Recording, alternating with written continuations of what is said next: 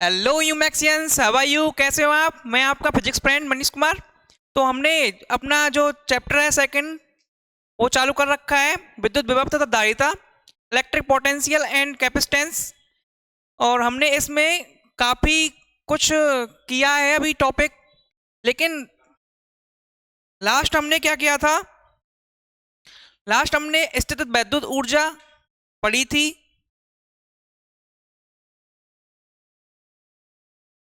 ठीक है।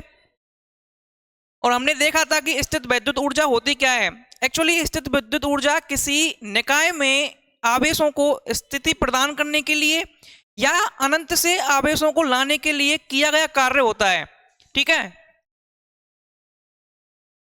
और इसके कारण हमने क्या है कि निकाय में जो स्थित विद्युत ऊर्जा भी देखी थी, 2 आवेशों के निकाय के लिए और 3 आवेशों के निकाय के लिए।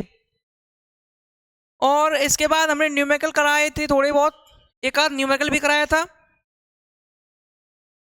अब हमारा नेक्स्ट टॉपिक जो है वो है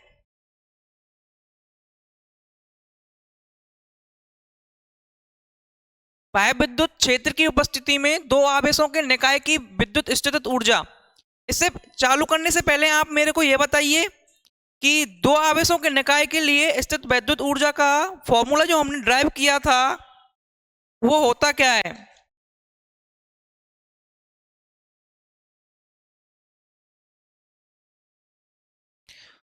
मैंने आपको बताया था कि जब हम पहले मतलब एक आवेश को किसी निकाय में लेकर आते हैं तो उस टाइम क्या होता है कि हमारे पास कोई भी आवेश निकाय में उपस्थित नहीं होता है। देन जब हम किसी एक आवेश को उस निकाय में लाते हैं तो वहां पर Q1 तो हमारे पास आवेश का मान तो होता है, परिमाण होता है, लेकिन क्या है, विभव नहीं होता है। देन और जो हमारा कार्य होता है उसका फॉर्मूला होता है QV। और Q जब 0 से मल्टीप्लाई होगा तो वो क्या हो जाएगा, W1 क्या हो जाएगा, W1 का जो वैल्यू आएगी वो क्या आएगी, 0 आएगी।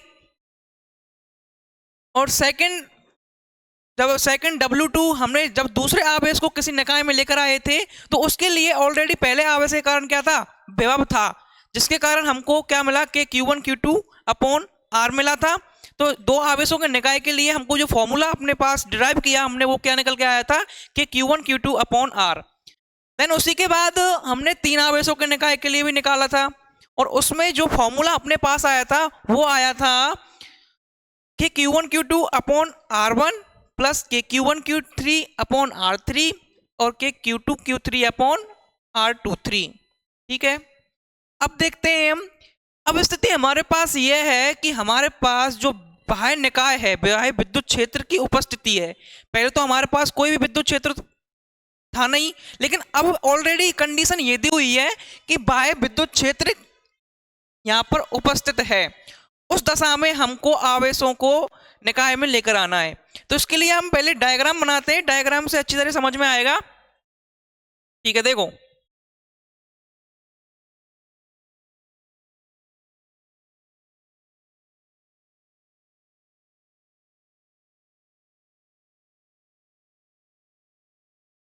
जैसे हमारे पास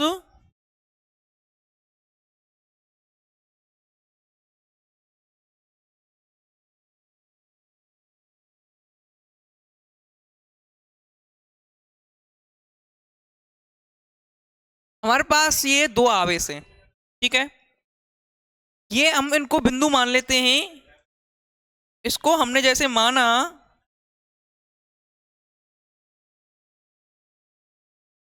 ये बिंदु अपने पास क्या है, A है, और ये बिंदु अपने पास क्या है, B है। और इस पर Q1 आवेश है और इस पर क्या है, Q2 आवेश। देन पहले से ही हम बोल रहे हैं कि इस स्थिति में अपने पास क्या है, विभव उपस्थित है, यानी विद्युत क्षेत्र उपस्थित है। तो इस दशा में Q1 के कारण जो विभव होगा V1 होगा और Q2 के कारण ऑलरेडी विभव होगा। यहाँ पर हम लिख लेते हैं कि यहाँ पर ऑलरेडी क्या, इसके कारण जो विभव उत्पन्न ऑलरेडी होगा वो V1 होगा और इसके कारण क्या होगा, V2 होगा। ठीक है। और देखो हम जो Q1 और Q2 हैं, ये बिंदु A पर और बिंदु P पर, इनके स्थिति सदिश भी हम मान लेते हैं। मान लो कि अपने पास ये कोई पॉइंट है, ये कोई बिंदु है। ठीक है। और कोई जो बिंदु ए और बिंदु बी का स्थिति सदिश हमारे पास क्या होगा?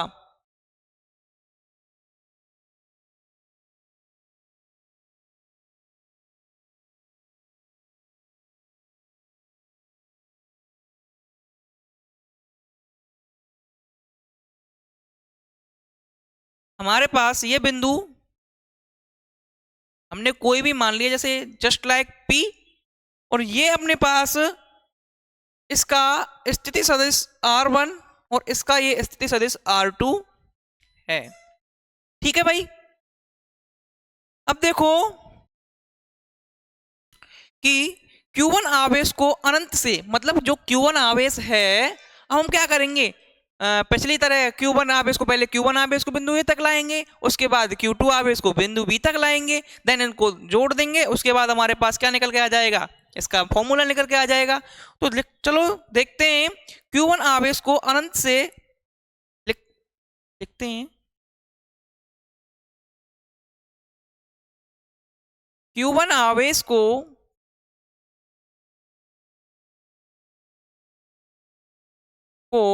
अनंत से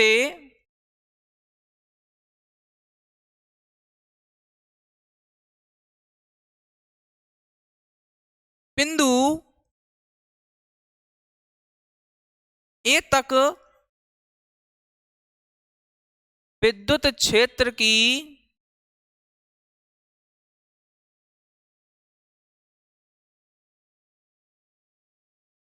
विपरीत।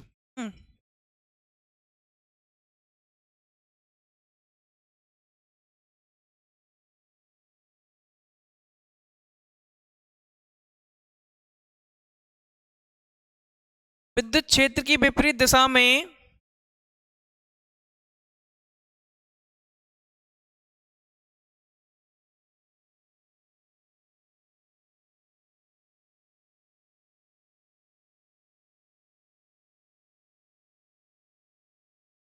किया गया कार्य।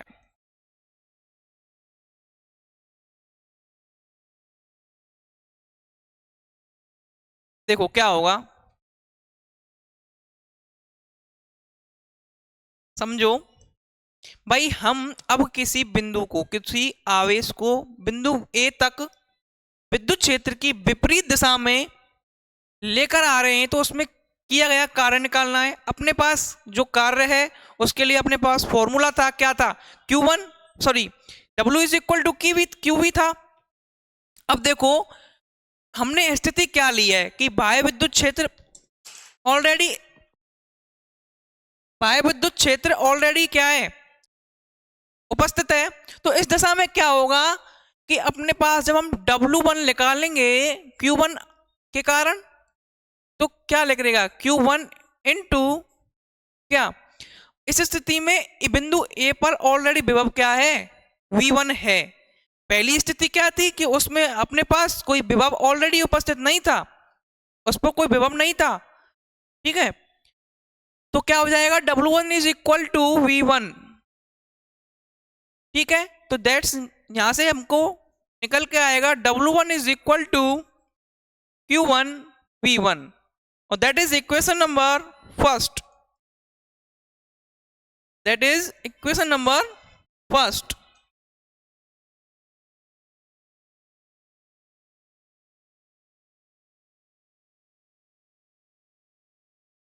That is equation number first. अब क्या करेंगे हम, अब क्या करेंगे कि डबल जो Q2 आवेश को है, Q2 जो आवेश है उसको क्या करेंगे, बिंदु B तक लेकर आएंगे। ठीक है, अब इस दशा में क्या होगा, एक तो ऑलरेडी B पर जो बिंदु विभव है, सॉरी विभव है, वो क्या है, ऑलरेडी उपस्थित है। और उसके बाद हम जब लेकर आएंगे तो जो Q1 आवेश जो यहाँ पर आ चुका है उसके कारण भी विभव होगा। तो टोटल विभव इस पर क्या होगा, एक तो V2 प्लस Q1 आवेश के कारण बिंदु B पर विद्युत विभव। ठीक है, तो नेक्स्ट अपनी स्थिति क्या होगी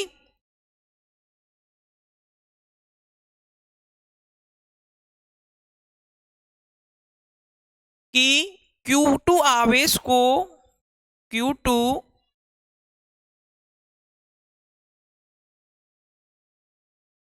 आवेश को बिंदु बी तक विद्युत क्षेत्र की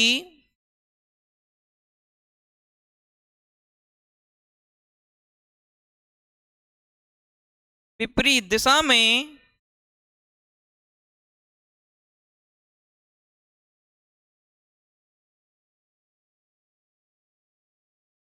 लाने में किया गया कार्य, ये निकालेंगे। ठीक है, तो देखो जो Q2 आवेश को लाने में किया गया कार्य है उसको हम कैसे डिनोट कर देंगे, W2 से। अब देखो W2 क्या होगा, Q2, क्योंकि अपने पास फॉर्मूला जो होता है वो क्या होता है, W is equal to QV। ठीक है भाई, तो W2 क्या होगा, Q2 इंटू, अब इस स्थिति में क्या है, अपने पास जब B बिंदु है उस पर ऑलरेडी V2 आवेश है और उसके अलावा Q1 आवेश के कारण भी बिंदु B पर विभव उत्पन्न होगा। तो यहां पर क्या लिखेंगे, Q2 into V2 plus Q1 आवेश के कारण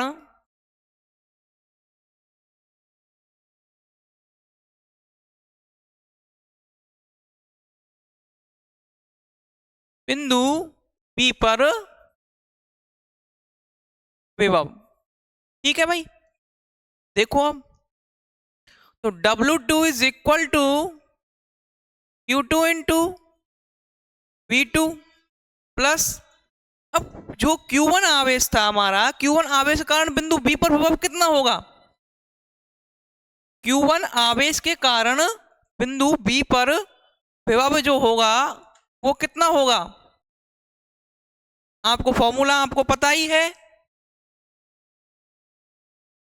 कि क्या होता है,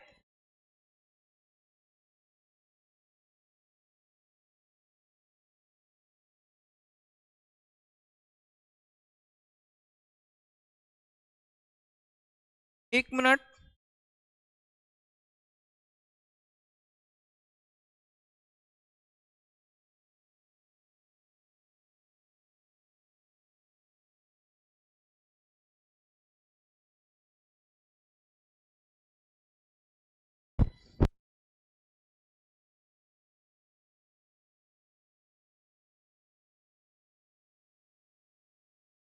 Q2 into V2 plus Q1 आवेश के कारण विद्युत विभव।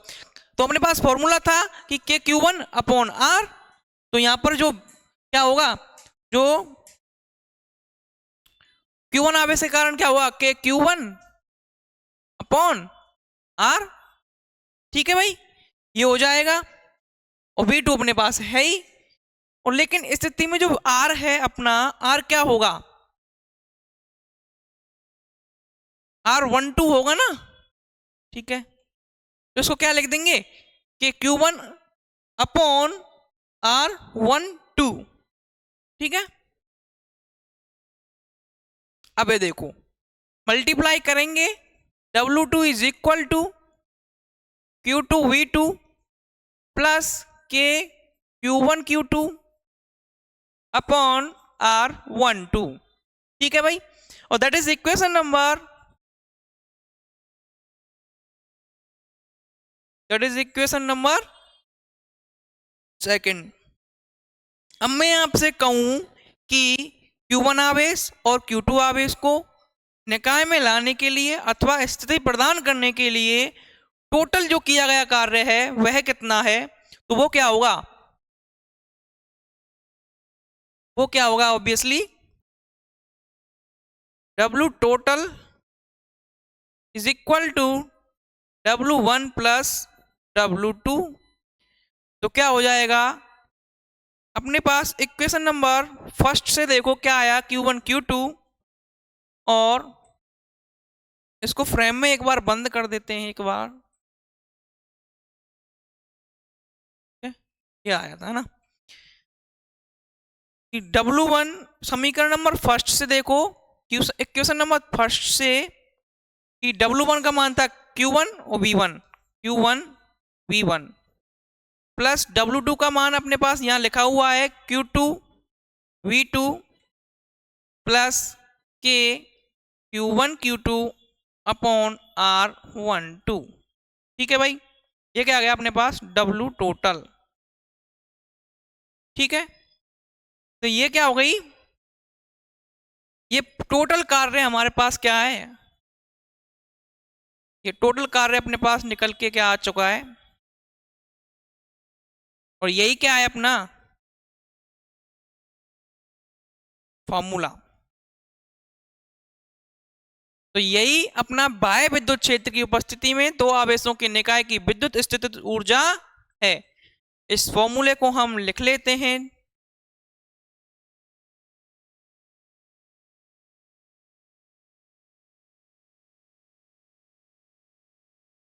देखो, इस W की जगह हम अब क्या लिख देंगे, U लिख देंगे। तो U is equal to Q1 Q2, Q1 Q2 नहीं Q1 V1 plus Q2 V2 plus K Q1 Q2 upon R12। ठीक है, और दैट इज इक्वेशन नंबर 3। ठीक है भाई, आया समझ में। तो हमने अब क्या है, पहले तो दो आवेशों के निकाय के लिए स्थित विद्युत ऊर्जा निकाली थी, ठीक है, और फिर तीन आवेशों के निकाय के लिए स्थितिज विद्युत स्थितिज ऊर्जा निकाली थी, इलेक्ट्रिक पोटेंशियल एनर्जी निकाली थी, और उसके बाद बाह्य निकाय के बाह्य विद्युत क्षेत्र की उपस्थिति में भी दो आवेशों के निकाय के लिए क्या निकाली, इलेक्ट्रिक पोटेंशियल एनर्जी निकाली। अब देखो, इसके बाद अपन एक क्वेश्चन करते हैं। इससे पहले इसको देखो, हाँ ये देखो, ये अपने पास क्वेश्चन है एक कि 5 गुणा 10 की घात -8 कूलाम तथा -3 into 10 raise to the power -8 coulomb के दो आवेश परस्पर 16 सेंटीमीटर की दूरी पर स्थित हैं। इन दोनों आवेशों को मिलाने वाली रेखा के किस बिंदु पर विद्युत विभव का मान शून्य होगा। एनसीईआरटी का ये क्वेश्चन है और काफी बार एग्जाम में आता है, तो इसीलिए इसको अच्छी तरह से डेप्थ में जाकर इसको समझेंगे और देखते हैं कौन सा बिंदु ऐसा है जहां पर विद्युत विभव का मान क्या है, शून्य है। तो पहले डायग्राम बनाते हैं, इसको डायग्राम से अच्छी तरह समझ में आएगा अपने को। ठीक है भाई, तो देखो,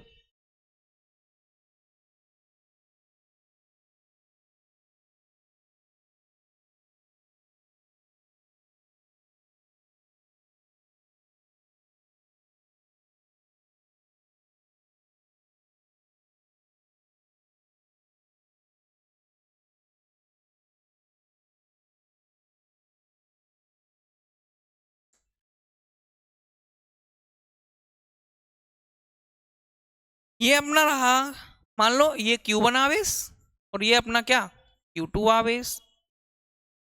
ठीक है, इसका मान क्या है इसको बाद में लिख लेंगे। देखो, और इनके मध्य की बीच की दूरी टोटल क्या है उसको लिख लेते हैं एक बार।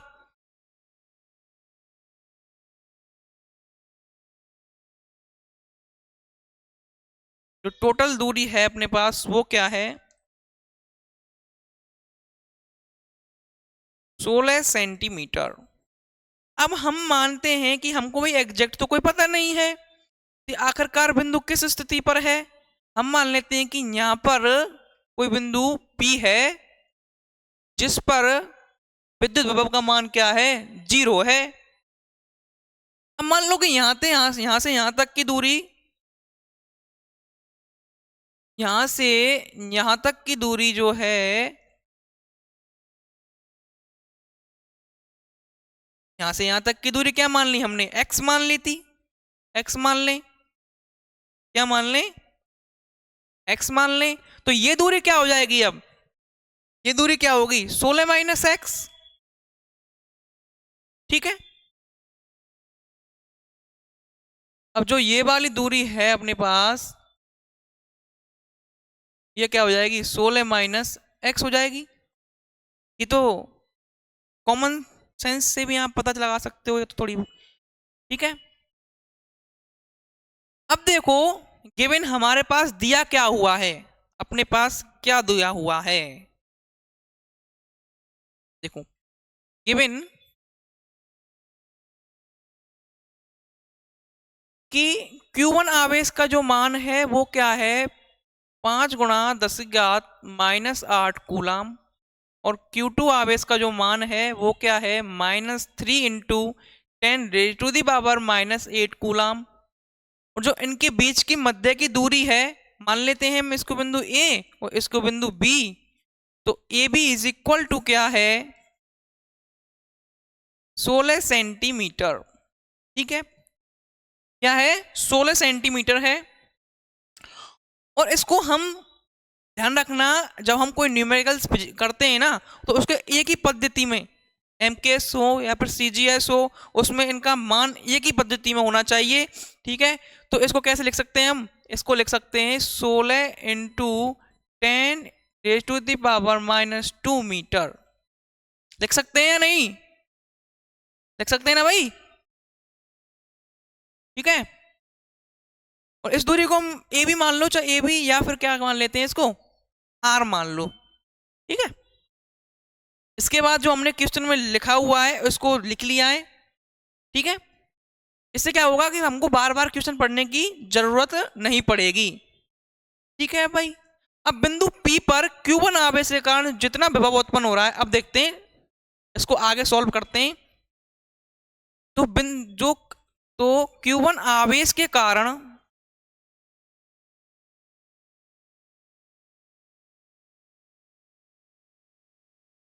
बिंदु P पर क्या विद्युत विभव,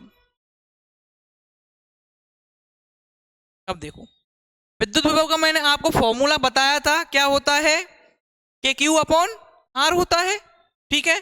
तो V1 Q1 के कारण V1 विभव होगा, तो इसको हम V1 से डिनोट करेंगे, तो V1 इज इक्वल टू के Q1 अपॉन क्या होगा कि Q1 अपॉन R। और अब बिंदु A से P तक की दूरी जो क्या है, बिंदु A से P तक की दूरी क्या है x है, तो हम क्या मान लेंगे इसको x, ठीक है भाई। और देखो k का मान तो हम बाद में लिख लेंगे, लेकिन अब इसका मान लिखते हैं k इंटू Q1 का मान क्या है अपने पास 5 इंटू 10⁻⁻8 कूलाम अपॉन x, तो अपने पास सीधा x ही लिख देंगे भाई, हमको अभी x का मान पता नहीं है ना, इसलिए x का मान नहीं पता है इसलिए लिख देंगे। और ये क्या होगी हमारी समीकरण नंबर फर्स्ट, ये क्या हो गया इक्वेशन नंबर फर्स्ट, ठीक है। अब इसी तरह से क्या करेंगे Q2 आवेश के कारण, Q2 आवेश के कारण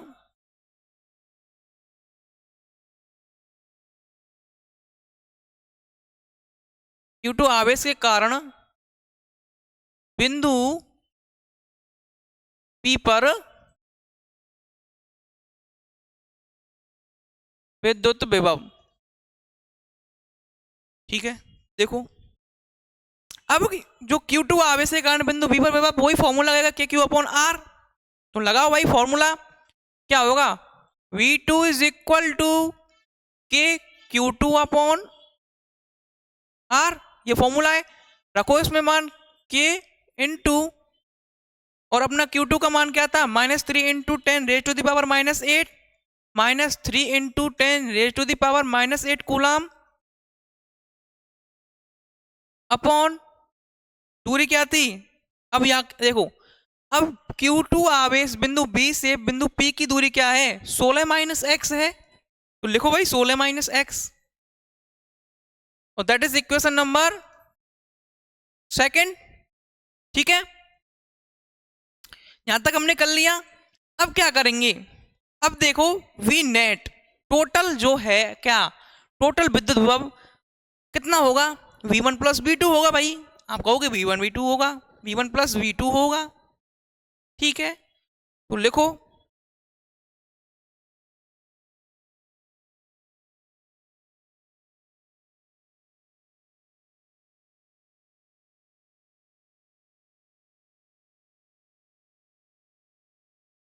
देख तो टोटल विभव क्या अपने पास होगा, तो वी टोटल समीकरण नंबर फर्स्ट व सेकंड से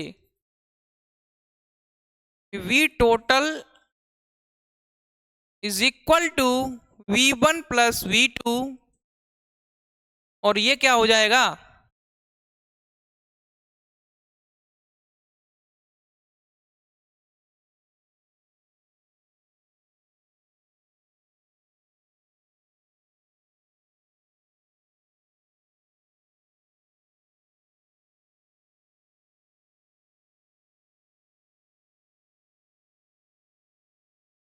हाँ V1 प्लस V2 क्या होगा, यहां से देखो V1 का मान क्या निकल के आया था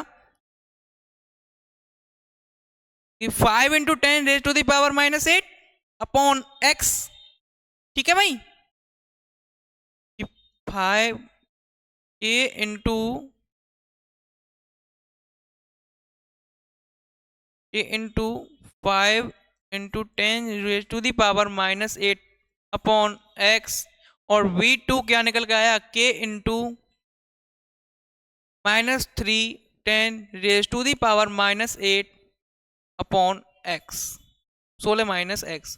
अब देखो क्वेश्चन देखो एक बार दोबारा से अब कि आवेशों को मिलाने वाली रेखा के किस बिंदु पर विद्युत विभव का मान शून्य होगा। तो हमारे पास क्या दे रखा है कि जो टोटल विभव अपने पास है वो क्या होगा, 0 शून्य होगा, दे रखा है ना भाई, आया समझ में, यहीं से टर्न होता है क्वेश्चन, यहीं से पकड़ में आता है।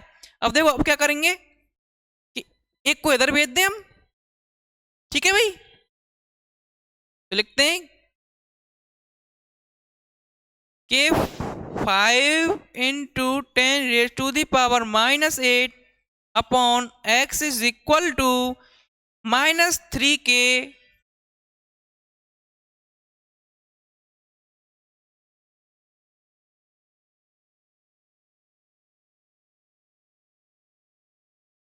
(5k) अपॉन x और -3k into 10 raise to the power -8, ठीक है, अपॉन 16 माइनस x।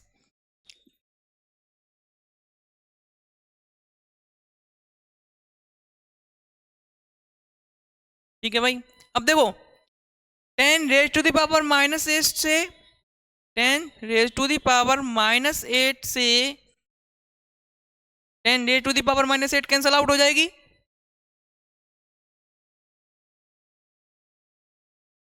ठीक है भाई, और k से k कैंसल आउट हो जाएगा, होगा या नहीं होगा। अब हमने अपने पास क्या बचा, अपने पास बचा कि 5 upon x is equal to, यहां से क्या बचा, यहां से कुछ नहीं बता,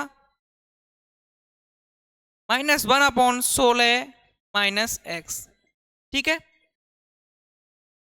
अब इसको आगे हम क्या करते हैं, सॉल्व करते हैं, तो क्या होगा, इसमें क्या करेंगे, वज्र गुणा कर देंगे, वज्र गुणा तो आप जानते हो, क्रॉस, तो क्या हो जाएगा 5 into 16 minus x is equal to -x, ठीक है भाई, यहां पे 3 और रह गया था, ठीक है भाई, क्या रह गया था 3, इसको ध्यान रखना, अपन भूल गए थे, क्या रह गया था 3 रह गया था ना यहाँ पे, तो ये क्या हो जाएगा, तो ये हो जाएगा -3x, करो 16 minus 5x is equal to 3x, और यहां पर ये इधर जाएगा तो ये क्या हो जाएगा, प्लस में जाएगा, तो ये क्या हो जाएगा 2x हो जाएगा अपने पास, और यहां से सीधा x का मान अपने पास आ जाएगा। यहां पर कहीं गलती की है क्या हमने,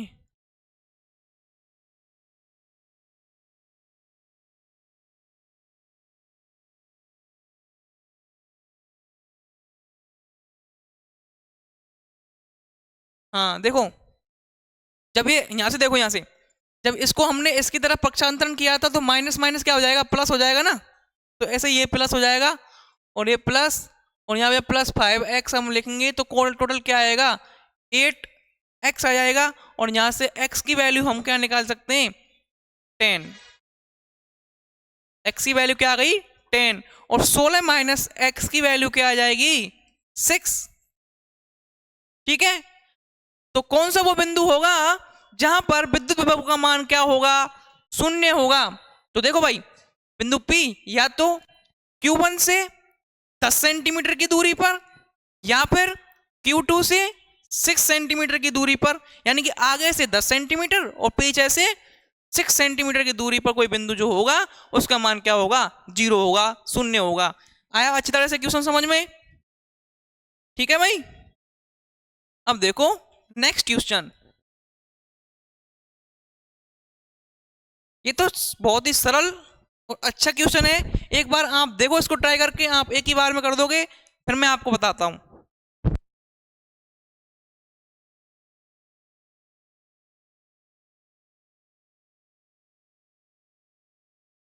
बहुत ही सरल क्वेश्चन है, जो बता ही देता हूं मैं आपको कि 10 सेंटीमीटर भुजा वाले किसी समषटभुज के प्रत्येक शीर्ष पर 5 माइक्रोकूलम का आवेश उपस्थित है। ठीक है, तो समषटभुज के केंद्र पर कुल विभव की क्या करनी है, हमको गणना करनी है। ठीक है भाई, चलो करते हैं।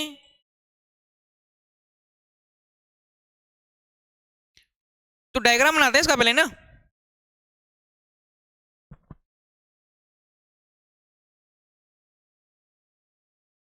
देखो इसमें दिया है समषटभुज,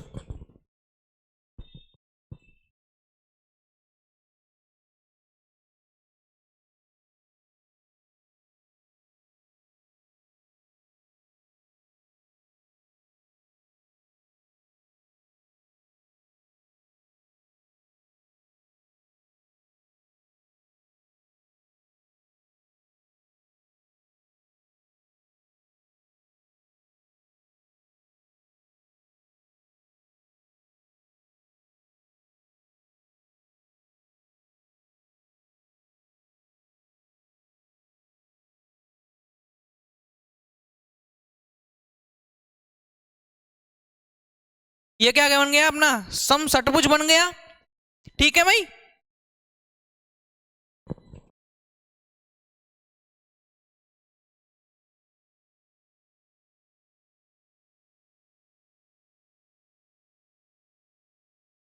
और क्या दे रखा है, षटभुज के प्रत्येक शीर्ष पर 5 माइक्रोकूलम का क्या है, आवेश। तो 5 माइक्रोकूलम का आवेश प्रत्येक शीर्ष पर रखा हुआ है। ठीक है,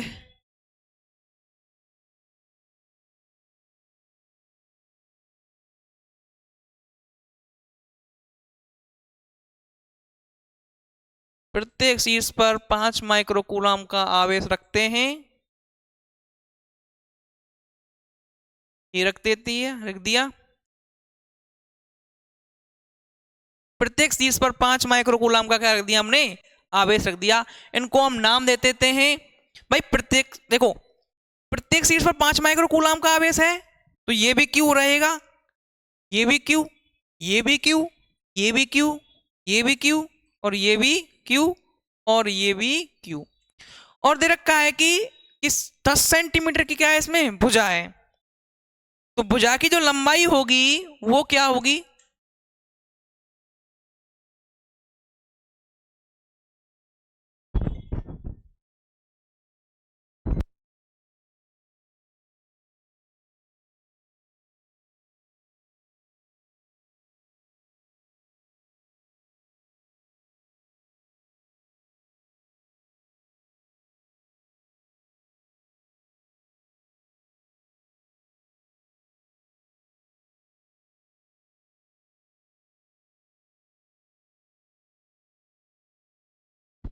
हाँ तो प्रत्येक, ठीक है, और इसकी प्रत्येक भुजा की लंबाई कितनी है,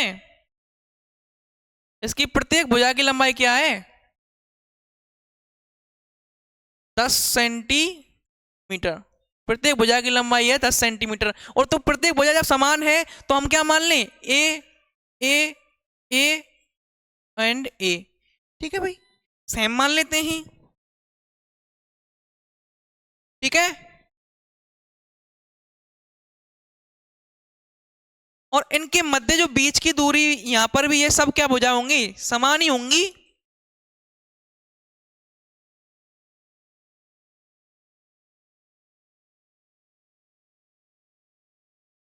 ये भी क्या होंगी, ए ए ए ए ए एंड ए। ठीक है, तो देखो टोटल कितने आवेश हैं अपने पास, 1 2 3 4 5 और 6 है। तो V टोटल अपने पास क्या होगा, तो हम लिखें यहां पे जैसे V total is equal to, total क्या हो, टोटल का मान, सभी का मान समान है। तो एक बार हम वैसे लिख लेते हैं कि V1 plus V2 plus V3 plus V4 plus V5 plus V6। ठीक है, लिख लिया। और इसका मान क्या क्या होगा, के Q1, क्योंकि सभी का, सॉरी के Q1 नहीं लिखेंगे हम क्योंकि सभी का मान समान है, तो के Q लिख देंगे। या के Q1 एक का मान हमने जैसे Q1 मान लिया, तो सभी का मान मान लेंगे, तो के Q अपॉन ए हो जाएगा, प्लस के Q अपॉन ए प्लस के Q अपॉन ए प्लस के Q अपॉन ए। 1 2 3 4 5।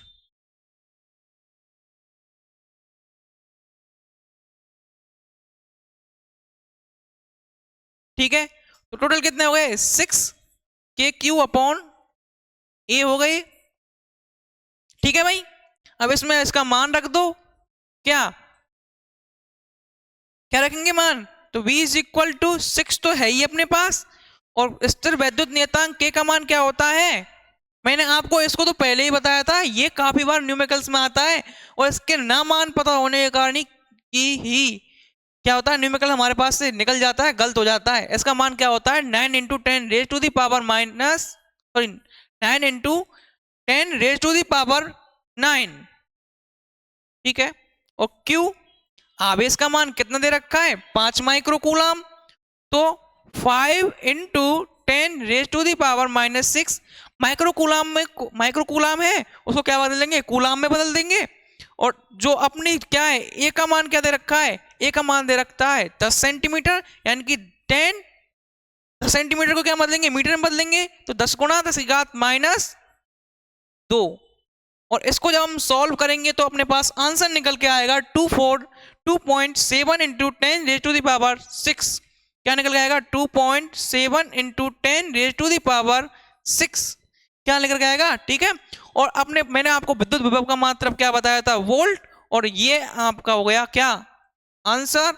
और ध्यान रहे कि जो मात्रक है उसको बिल्कुल लिखना जरूरी है, क्योंकि यही कारण होता है जब हम मात्रक नहीं लिखते हैं तो आधा नंबर जो एग्जामिनर होता है वो आसानी से कट करके चलता है, सीधा काटता ही है मात्रक ना लिखने पर, ध्यान रहे। ठीक है, तो इस पर हमें न्यूमेरिकल्स किए, और न्यूमेरिकल्स करने का फायदा क्या होता है कि हम,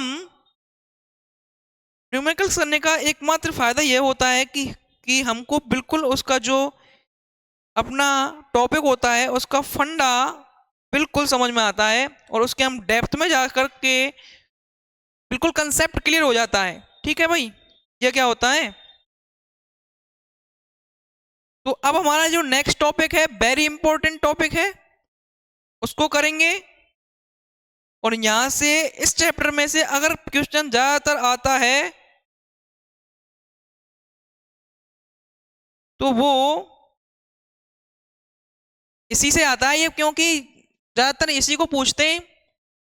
विद्युत द्विध्रुव, कौन सा टॉपिक है अपने पास, विद्युत द्विध्रुव के कारण किसी बिंदु r थीटा पर क्या निकालना है, विद्युत क्षेत्र हमको क्या करना है, निकालना है।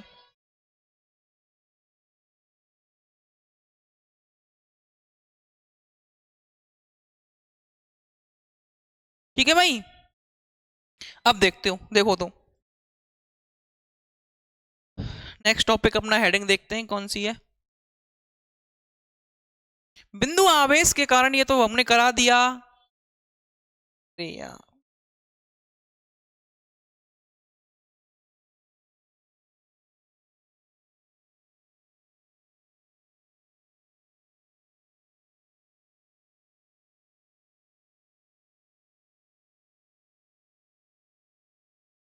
तो अपना टॉपिक है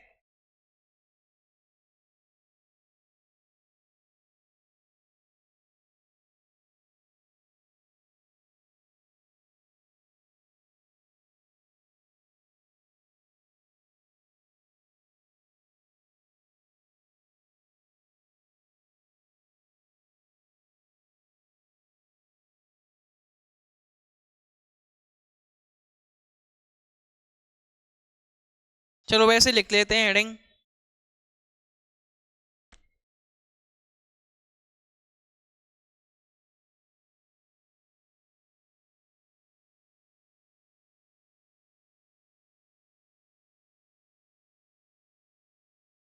प्लस कर लेते हैं ना।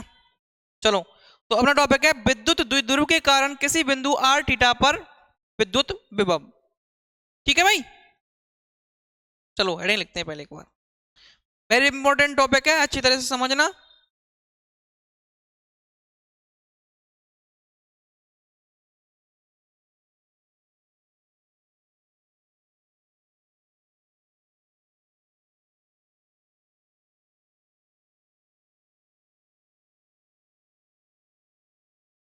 विद्युत द्विध्रुव के कारण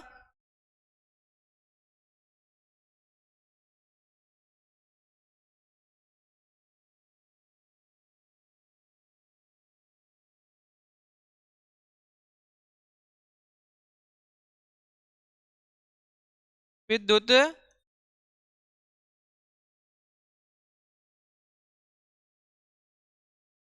द्विध्रुव के कारण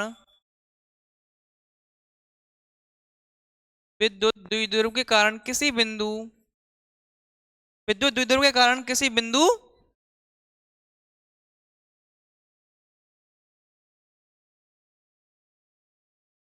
जिसकी स्थिति क्या है, आर थीटा पर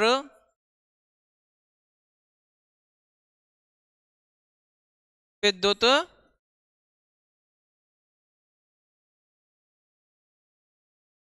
ठीक है भाई, ये अपनी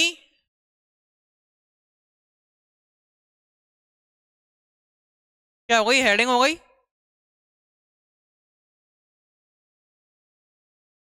और ध्यान रहे कि मैं आपको पहले भी बता चुका हूं, ये जो टॉपिक अपने पास चल रहा है वेरी इंपॉर्टेंट टॉपिक है, ठीक है। यहां से 4 से 5 नंबर का क्वेश्चन धड़ल्ले से आता है,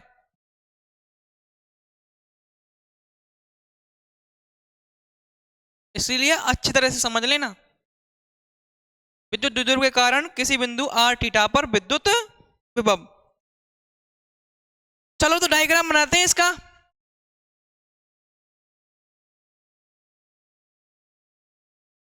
तो पहले हम क्या बनाएंगे, विद्युत द्विध्रुव यानी कि इलेक्ट्रिक डाइपोल। इलेक्ट्रिक डाइपोल से आप पहले ही अब अच्छी तरह से जानते होंगे, उससे हम पहले चैप्टर में दो दो याद कर चुके हैं। तो ठीक है, अब बनाते हैं भाई।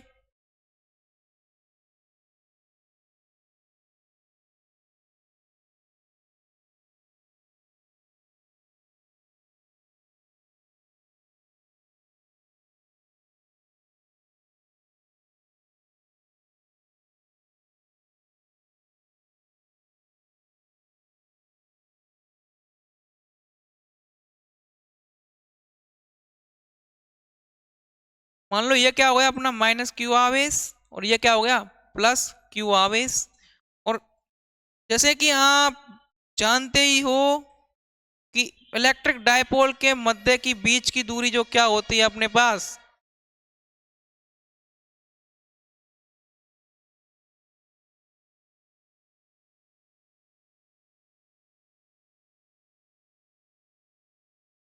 ये दूरी टोटल क्या है,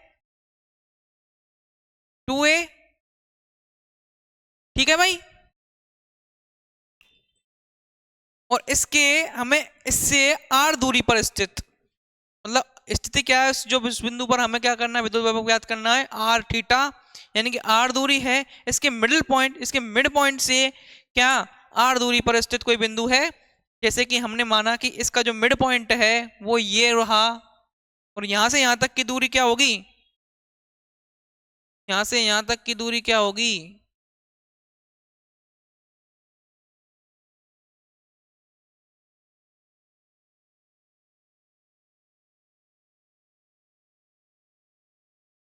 यहां से यहां तक की दूरी होगी a, ये क्या होगी a, और ये क्या होगी a। अब मान लिया कि हमने इससे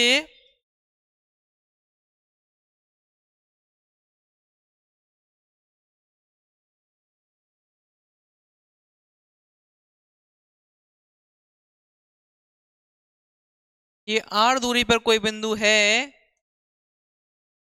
P, और जिसकी स्थिति क्या है r थीटा पे है। ठीक है भाई, देखा। और ये बिंदु हमने क्या मान लिया, ये मान लिया हमने जैसे कि हमने माना कि ये बिंदु क्या है, A है, और ये क्या है, B है। तो इससे जो ये बिंदु अपना P है, इसके स्थिति सदिश क्या होंगे, तो इसके स्थिति सदिश हमने माने कि इसके स्थिति सदिश जो हैं वह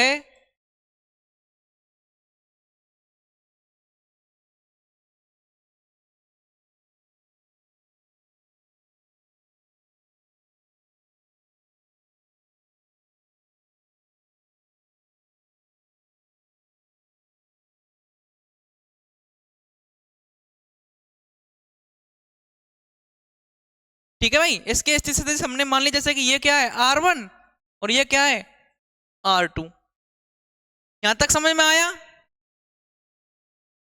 ठीक है। अब देखो इसमें थ्योरी इसके हम किसके कैसे लिखेंगे कि चित्र के अनुसार 2a लंबाई का क्या है, एक ए बी विद्युत द्विध्रुव है, इलेक्ट्रिक डाइपोल है, जिसके मध्य बिंदु O से r दूरी व थीटा कोण पर कोई बिंदु क्या है P स्थित है, जहां हमें विद्युत विभव का जो क्या करना है, मान ज्ञात करना है। ठीक है भाई, अब देखते हैं कि वही अपना P मतलब माइनस क्यू आवेश के कारण बिंदु P पर निकाल लेंगे, और प्लस क्यू आवेश के कारण बिंदु P पर निकाल लेंगे, उनको क्या करेंगे, फिर उसके बाद V टोटल निकालेंगे, और टोटल निकालने के बाद अपने पास क्या हो जाएगा, फॉर्मूला ड्राइव हो जाएगा। तो निकालते हैं, लिखते हैं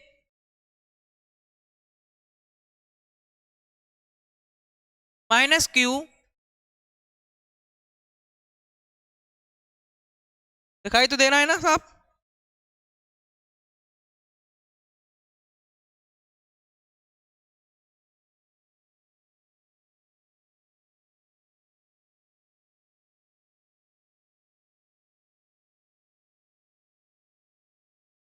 माइनस क्यू आवेश के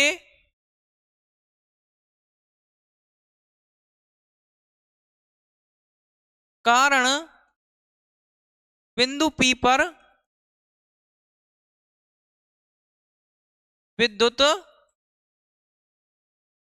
विभव।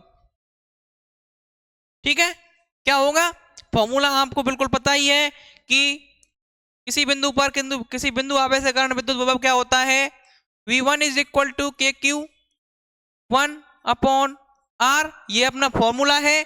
इसमें इसमें फंडा क्या होता है कि विभव के मामले में क्या है कि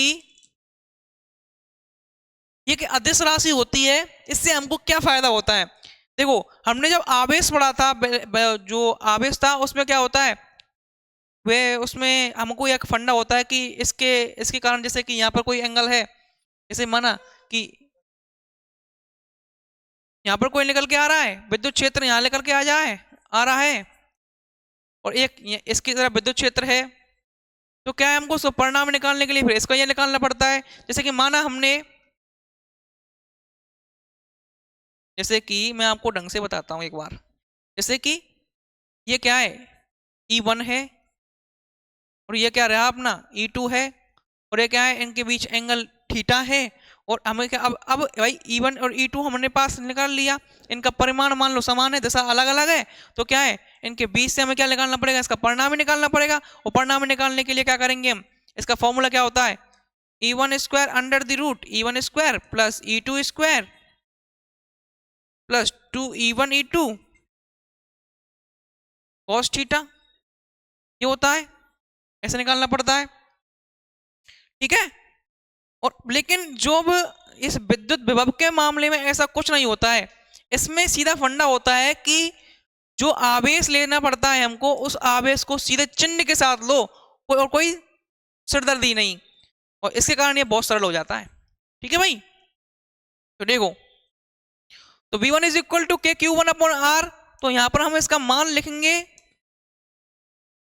क्या हो जाएगा, तो Q1 क्या है, माइनस है, तो माइनस के Q1 अपॉन आर हो जाएगा।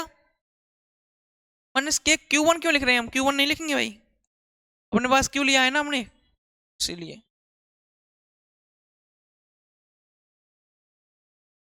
के क्यू अपॉन आर और माइनस के क्यू अपॉन आर, जो आवेश को क्या लेंगे, चिन्ह के साथ लेंगे।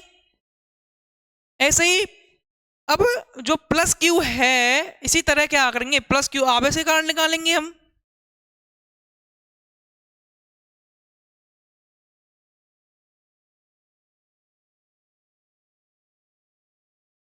इसी तरह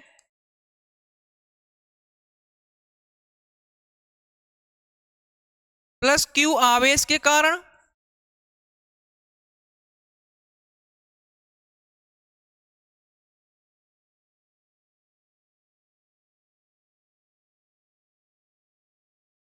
विद्युत विभव, वो क्या होगा V2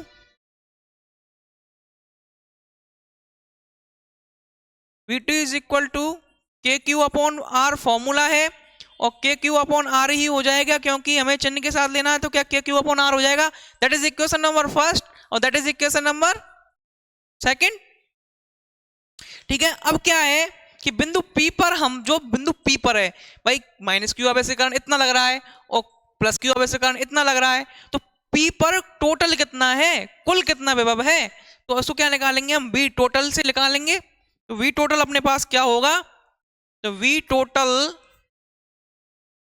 is equal to V1 plus V2, और V1 प्लस V2 क्या होगा, V1 क्या होगा, V1 क्या था, इक्वेशन नंबर फर्स्ट से माइनस के क्यू अपॉन आर, ठीक है। लेकिन देखो, माइनस क्यू आवेश के कारण जब बिंदु P पर निकाल रहे थे तो दूरी क्या थी, R1 थी, और इसके कारण क्या थी, Q2 प्लस क्यू आवेश के कारण P पर निकाल रहे थे, इनकी मध्य की दूरी क्या थी, R2 थी। तो यहां पर V1 का मान क्या हो जाएगा, माइनस के क्यू अपॉन R1 प्लस के क्यू अपॉन R2, ठीक है भाई। इसको आगे सॉल्व करते हैं, तो V टोटल क्या है अपने पास, माइनस के क्यू अपॉन R1 प्लस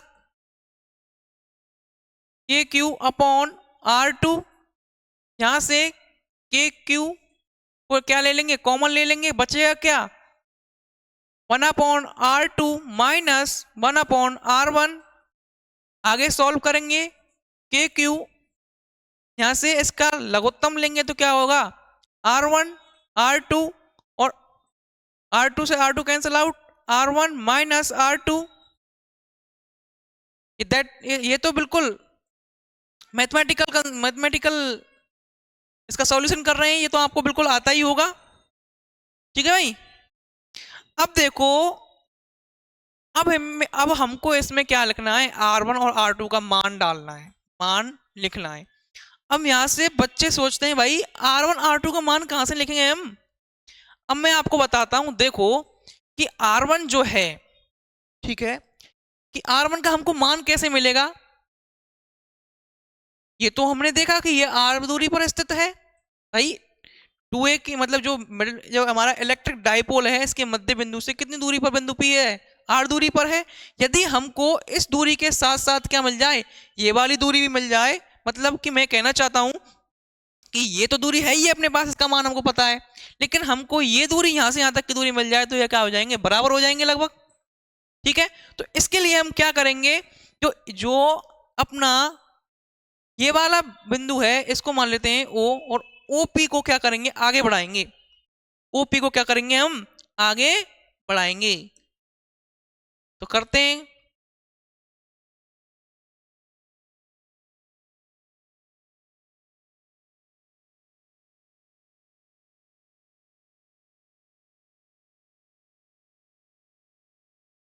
ठीक है भाई,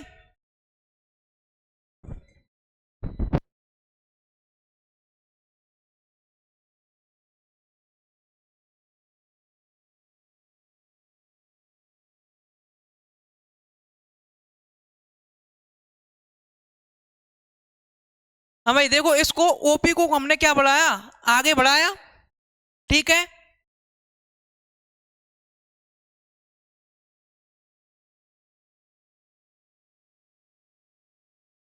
और इसको हम क्या मान लेते हैं, इस नए बिंदु को हम मान लेते हैं एम, मान लो जा, देखो कोई भी नाम दे सकते हैं, इनको हमने मान लिया एम। ठीक है भाई, और ये देखो क्या बन रहा है, 90 डिग्री का एंगल अपने पास बन रहा है। तो देखो ये अपने पास है ही, ए है, और ये दूरी हमको निकालनी है, और ये दूरी क्या है। ठीक है भाई,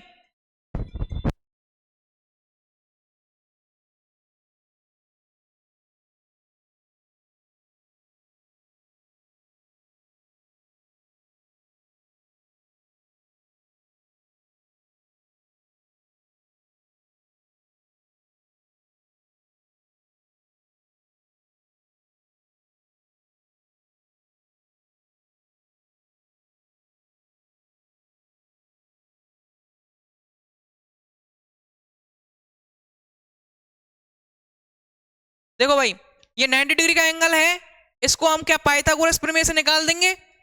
ठीक है, और ऐसे ही जो अपने पास का है क्या है, देखो हमें भाई R1 का मान तो हम ऐसे निकाल लेंगे, और R2 का मान कैसे निकालेंगे, भाई R2 का मान भी तो हमको चाहिए, क्योंकि हमको R2 का मान भी पुटअप करना है। भाई R2 का मान जैसे हम देखते हैं कि R2 इसके, तो इसको जो बिंदु B है उसको हम किससे मिला लेते हैं, मान लो हम क्या बिंदु जो B है इसको ऐसे मिला लें, और इस बिंदु को हम क्या मान लें, माना ये वाला जो बिंदु है अपने पास ये क्या है, एन है। ठीक है, अब देखो आप, ये क्या बन गया, ये 90 डिग्री का एंगल अपने पास बन गया, और यहां पर भी ये 90 डिग्री का एंगल अपने पास बन जाता है। अब देखो कि जो R1 जो अपना है वो क्या है, वो है भाई R प्लस ओ एम। ठीक है, अब देखो आपने पढ़ा होगा लाल बट्टे कक्का, ये क्या होता है साइन, और ये क्या होता है कॉस। तो देखो तो हम यहां देखो कि त्रिभुज ए एम ओ में, ए एम ओ में,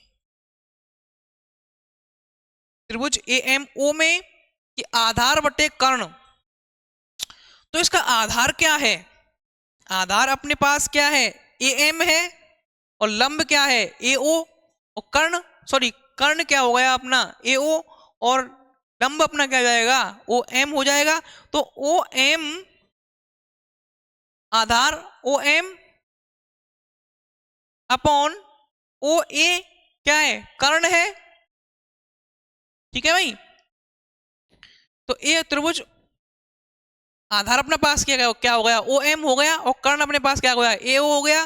तो त्रिभुज ए एम ओ में आधार बटे कर्ण लगाएंगे जब हम, तो ओ एम अपॉन कर्ण A O is equal to क्या हो जाएगा कॉस थीटा हो जाएगा।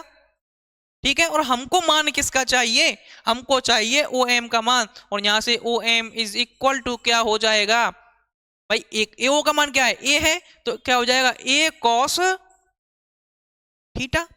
आया समझ में? आया या नहीं आया?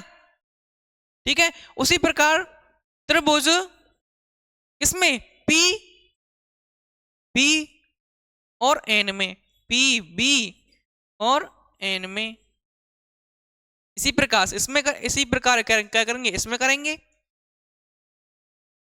कि अब देखो इसमें कौन कौन से क्या क्या क्या है। ये क्या हो गया, अपना कर्ण हो गया। जो पी बी है वो तो क्या है, अपना कर्ण है।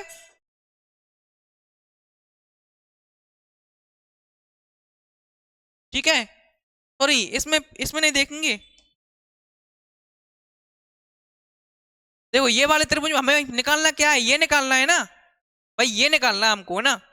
तो त्रिभुज कौन कौन से में, ओ बी एन में, त्रिभुज ओ बी एन में। अब देखो ओ एन अपॉन कर्ण क्या है इसमें, ओ बी, आधार बटे कर्ण बराबर क्या होगा, cos थीटा। और O N is equal to, O B क्या है अपने पास, ए है, तो ए cos थीटा हो जाएगा। ये भी क्या होगा, ए cos थीटा होगा।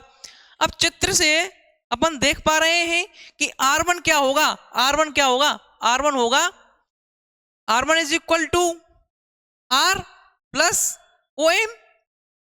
ठीक है, तो देखो यहां पर जो R1 है अपने पास, तो R1 चित्र से R1 is equal to R plus क्या, A M, sorry O M, R plus O M, और R2 is equal to R minus, क्योंकि देखो ये R की टोटल दूरी है, इसमें से इसको घटा देंगे तो क्या बच जाएगा हमारे पास, ये बच जाएगा। तो R2 इज इक्वल टू क्या होगा, R2 is equal to O N, R2 is equal to R minus O N. अब इसका हम मान रखते हैं कि R plus a cos theta और ये R minus a cos theta. ठीक है भाई, अब इसको क्या कर देंगे, सीधे क्या रख देंगे, फॉर्मूले में रख देंगे और निकल के हमारा मान आ जाएगा बिल्कुल एज इट इज। तो रखो भाई,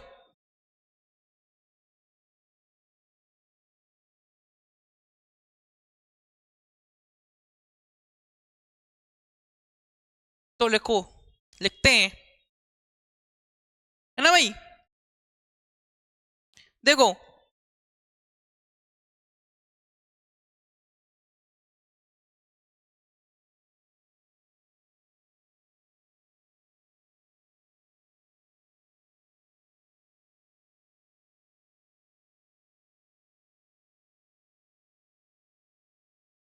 सुनो, देखो तो अपने पास ये फॉर्मूला आया था कि V total is equal to K Q, R1 का मान क्या निकल के आया, R plus a cos theta, उसके बाद minus R minus a cos theta upon R1 R2 R plus a cos theta minus, sorry, into R minus a cos theta. ठीक है, आगे सॉल्व करेंगे, R से R कैंसल आउट हो जाएगा और a plus cos theta plus minus minus plus a cos theta, तो ये क्या होगा, 2a cos theta K Q 2a cos theta. अब देखो आपने अच्छी तरह से एक फॉर्म पढ़ी होगी कि a plus b into a minus b, ये क्या होता है, a square minus b square. तो देन यहां से ये भी, यहां से ये क्या होगा, ये होगा R square minus a square cos square theta. है समझ में? ठीक है भाई, अब यहां से हम इसको मान लेते हैं, अपना जो समीकरण है ये कौन सा था, ये सेकंड थर्ड, और हम मान लें इसको इक्वेशन नंबर 4। अब इक्वेशन नंबर, समीकरण नंबर 4 में मानते हैं कि आर स्क्वायर जो आर स्क्वायर है, इसमें पहले जो हमने फंडा किया था, पहले किया था ना कि एक को नगण्य मान लेंगे, एक को बहुत कम मान लेंगे, एक को अधिक मान लेंगे और एक को क्या करेंगे, नगण्य मानकर छोड़ देंगे। तो इसमें क्या है कि जो अपना हम मान लेते हैं कि R square is very very greater than a square cos square theta, तो क्या होगा, आर स्क्वायर की तुलना में a square cos square theta को नगण्य मानकर छोड़ने पर हमारा फॉर्मूला नंबर और जो अपना समीकरण 4 है इसका क्या लिख देंगे, k q into 2a cos theta upon R square. ठीक है, लिख देंगे भाई।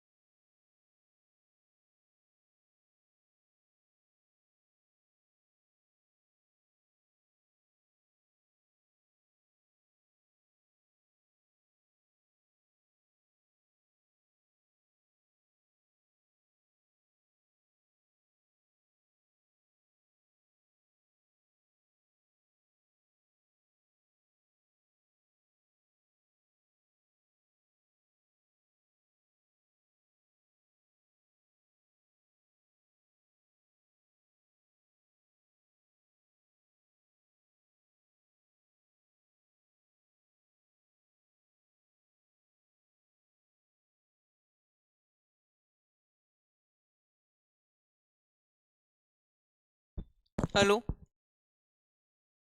हाँ ठीक है, देखो आगे देखते हैं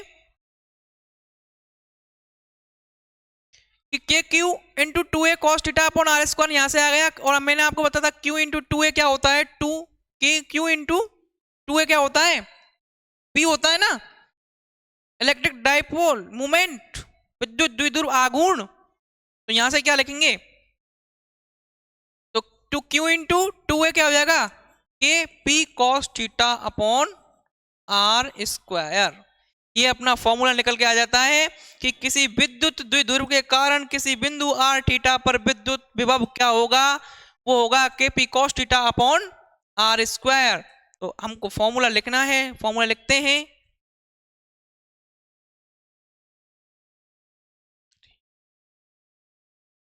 देखो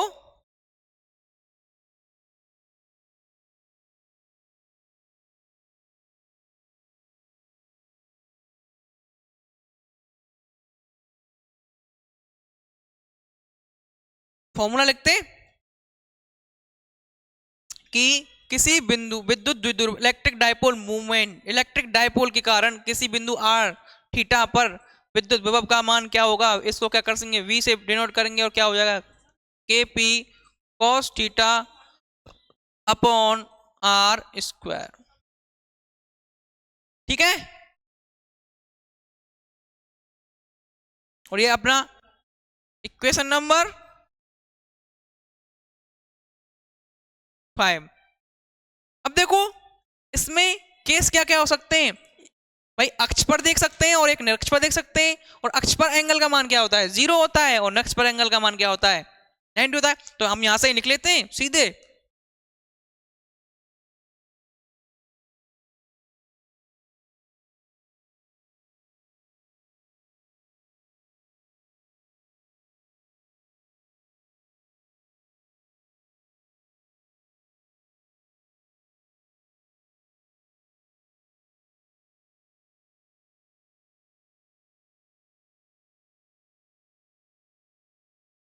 देखो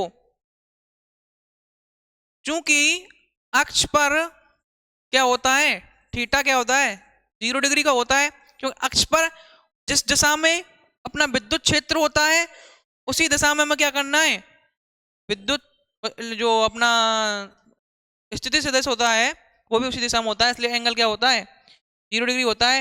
यदि बिंदु P पर हम, यदि बिंदु P है जो अपना है उस पर विद्युत द्विध्रुव की अक्ष पर हो तो थीटा क्या होगा, 0 होगा। और इस स्थिति में यदि हम के पी कॉस थीटा जो अपना फॉर्मूला लेकर के आया था upon R square cos theta की जगह हम क्या रखेंगे, के पी कॉस थीटा की जगह 0 डिग्री, देन कॉस थीटा का मान क्या होगा, कॉस 0 डिग्री का मान क्या होगा, कॉस 0 डिग्री का आपका मान पता ही है क्या होगा, 1 होगा। और 1 होने की दशा में यहाँ पर हम फॉर्मूला हम क्या लिखेंगे कि अक्ष पर v अक्ष क्या v अक्ष इज इक्वल टू क्या हो जाएगा, cos थीटा का मान क्या हो जाएगा, 1 हो जाएगा, तो क्या हो जाएगा kp upon R square.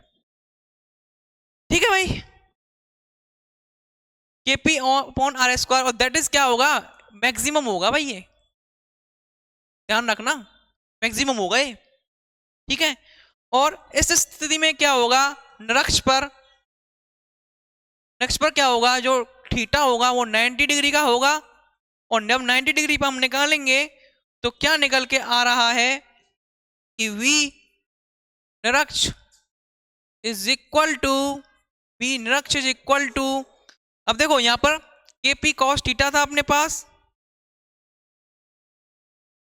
kp cos theta upon R square, theta का मान हम 90 डिग्री रखेंगे तो cos 90 का मान क्या हो जाएगा, 0 हो जाएगा, देन इट इज पूरा फॉर्मूला 0 हो जाएगा। तो यह क्या हो जाएगा, v निरक्ष का मान क्या होगा अपने पास, v निरक्ष का मान यहां देखने को मिलता है 0, v निरक्ष क्या हो जाएगा, 0 हो जाएगा, ठीक है, 0 हो जाएगा। ठीक है भाई, ये अपना टॉपिक खत्म होता है। इसके बाद हम पढ़ेंगे परावैद्युत पदार्थ, डाइइलेक्ट्रिक सब्सटेंस।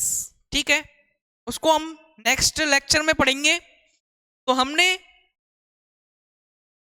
जो अपना विभव वाला पार्ट था इस चैप्टर का, जो इलेक्ट्रिक पोटेंशियल वाला जो भाग था, वो उसको पूर्ण कर लिया है। इसके 2-4 न्यूमेरिकल्स और करा देंगे हम, वैसे हमने इसको तो कंप्लीट कर लिया। इसके बाद हम धारिता पढ़ेंगे, धारिता में क्या होता है, परावैद्युत पदार्थ आता है। इसमें क्या है कि इस चैप्टर में ना जो इलेक्ट्रिक पोटेंशियल वाला पार्ट है उसको मान लो आप 30%,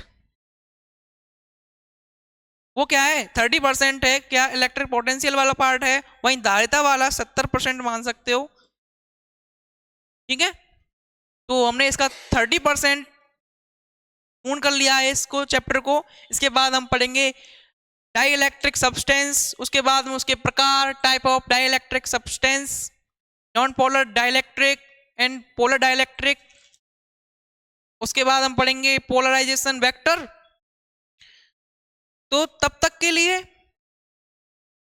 विदा लेते हैं आपसे, और ध्यान रहे कि अगर आपको इनके हैंड रिटन नोट्स आपको अगर चाहिए तो आप हमारे व्हाट्सएप चैनल और टेलीग्राम चैनल को भी विजिट कर सकते हैं।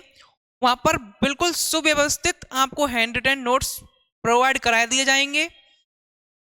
और हमारी जो क्लास है रेगुलर अब अपने यूट्यूब चैनल पर लग रही हैं, तो और आपके एग्जाम भी नज़दीक हैं, हम कोशिश करेंगे कि आपका एग्जामों से पहले सिलेबस करा दिया जाए, और काफ़ी हद तक हम कोशिश कर भी रहे हैं। अगर सिलेबस नहीं भी हुआ तो देखना कि आपको ऐसे क्वेश्चन पेपर बिल्कुल प्रोवाइड कराए जाएंगे हमारी तरफ से बना करके कि उनसे 90% तक जो क्वेश्चन है एज इट इज आएंगे। इट्स मीन मतलब फंसेंगे ऐसे नहीं हो सकता, बिल्कुल एज इट इज। मतलब मेरा कहने का मतलब यह है कि वैल्यू तो बदल दी जाएंगी, लेकिन इसमें सेट होता है आरबीएससी बीएसईआर बोर्ड जो है तो होता है अपना, इसमें क्वेश्चन वही घूम फिर के आते हैं। 2-4-5 साल के अपने पीवाईक्यू किए, उनसे ही पेपर पूरा फंस जाता है। और आपको हाँ एक सजेशन देता हूँ कि एक जो अपने पास एक जो किताब आती है, कौन सी वाली, वो जो है ना एग्जामिनेशन आइडिया, उससे भाई 90% तो बिल्कुल आते ही हैं, 101% आते हैं उससे, क्योंकि वो उसमें जो 10 से 12 साल के पीवाईक्यूज होते हैं वो दिए होते हैं। इसलिए कह रहा हूँ आपसे उसको थोड़ा देख लेना, उसको एक बार निकाल लेना। तो तब तक के लिए जय हिंद दोस्तों, बाय बाय, फिर मिलते हैं एक अगली नॉलेजेबल वीडियो के साथ। धन्यवाद।